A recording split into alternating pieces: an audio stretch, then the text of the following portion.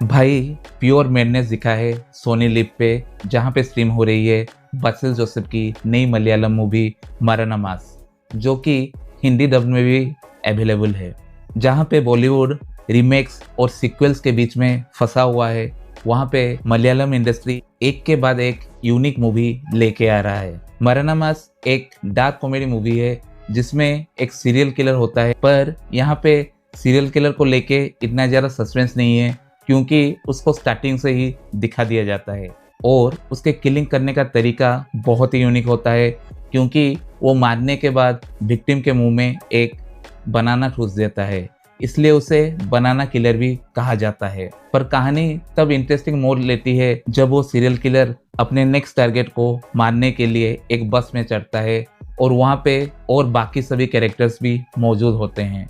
उसके बाद मूवी में जो कुछ होता है वो एक मेड राइड से कम नहीं है। हाँ, मूवी के फर्स्ट 30 मिनट्स थोड़ा कंफ्यूज और बोर फील कराता है क्योंकि वहाँ पे बहुत सारे कैरेक्टर्स को एक साथ इंट्रोड्यूस किया जाता है और उनके डिफरेंट स्टोरीज भी दिखाई जाती है। हाँ, उसमें कुछ फन एलिमेंट्स भी होते हैं, पर क्योंकि इतने सारे कैरेक्टर्स हैं इसलिए फर्स्ट 30 मिनट्स इतना ज़्यादा होल्ड नहीं कर पाते। वहाँ पे हमें सीरियल किलर के अलावा बासिल जोसेफ का कैरेक्टर ल्यूक, उसकी गर्लफ्रेंड जेसी, एक बस का ड्राइवर जतीन और उस बस का कंडक्टर आरुहु, इसके अलावा एक थरकी बुढ़ा भी नजर आता है और सबकी अलग अलग स्टोरी है। और वहाँ पे एक इंस्पेक्टर का भी स्टोरी है जो उस सीरियल किलर को ढूंढ रहा है, पर उसे अपने कुत्ते से भी बहुत ज़्यादा प्यार है जो कि गायब हो चुका है। पर जब कहानी बस पे पहुँचती है और सारे कैरेक्टर एक साथ आते हैं, तब से जो फन राइड चलता रहता है वो रुकने का नाम ही नहीं लेता। सबसे ज़्यादा फनी मुझे वो कब्रिस्तान वाला सीन लगा जहाँ पे एक प्री वेडिंग शूट चल रहा था। इसके अलावा भी बहुत सारे फनी सीन्स हैं और उस थरकी बुढ़े के सीन्स तो पूछो ही मत। और उसे जिस एक्टर ने प्ले किया है उसने बहुत ही बेहतरीन उस रोल को प्ले किया है। क्लाइमेक्स में एक इंटेंस फाइट सीक्वेंस देखने को मिलता है, पर वहाँ पे भी जिस स्मार्टली से कॉमेडी को इनकॉर्पोरेट किया गया है वो बहुत ही लाजवाब है। हाँ, मूवी का जॉनर डार्क कॉमेडी है, इस वजह से शायद एक लार्ज चंक ऑफ ऑडियंस को ये मूवी पसंद ना आए जो कि कुछ सेंसिबल या फिर कुछ ऐसा सिनेमा ढूंढ रहे हैं जो कनेक्ट करे, क्योंकि ये मूवी स्टोरी से ज़्यादा सिचुएशन पे डिपेंड करती है जहाँ पे हमें डार्क कॉमेडी कुछ नज़र आते हैं और इस टाइप की कॉमेडी बहुत ही चुनिंदा ऑडियंस को पसंद आती है।